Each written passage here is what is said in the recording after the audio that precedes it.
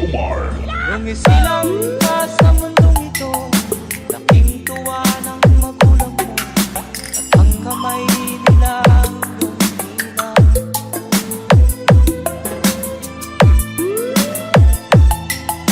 At ang nanay at tatay mo'y di malaman ang gagawin, namastan pati pagtulog.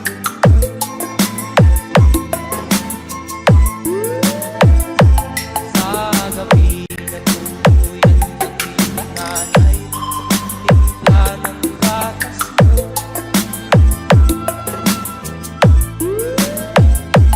Sa umaga na may talungkan, iyong amang pagtuwa sa'yo.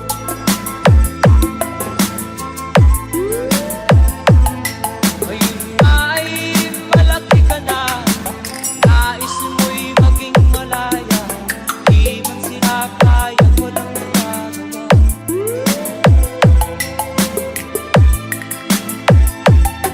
Ikaw nga ay biglang nagbago, naging matigas ang iyong ulo, at ang payo nila'y sinuwan mo.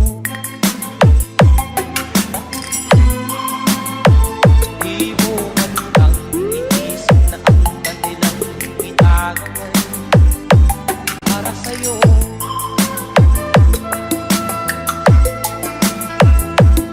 At ang nais mo'y masunod ang layaw mo, di mo sila pinapansin.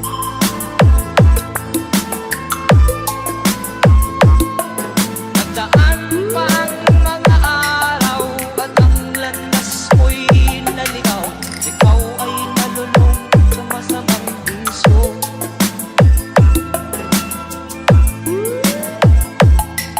At ang una mong nilapitan, ang iyong inang lumuluha, at ang tanong, anak, ba't ka nagkaganyan? At ang iyong mga matay, daming lumuha ng di mo napapansin. Sisisiyag sa isip mo, nalaman mo, ika'y nagkamali.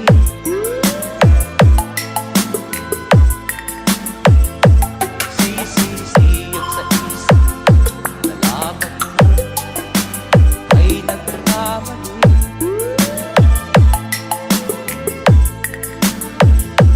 Sisisiyag sa isip mo, nalaman mo, ika'y nagkamali.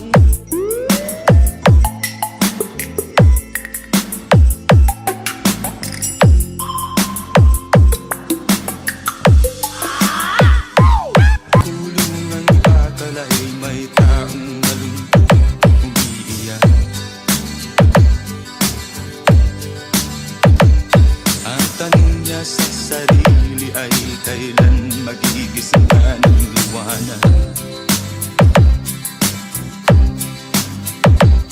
Malayo ang iniisip at nakakuyong yaring mga palad. Bakit daw siya nagdurusa sa kasalanang di niya ginawa?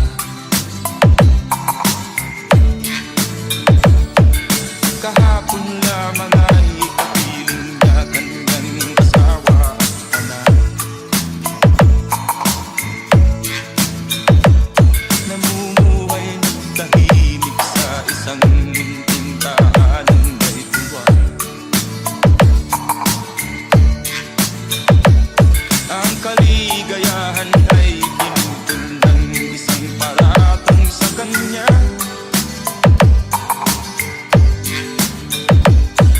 Siya daw ang may sala sa isang krimen na di naman niya.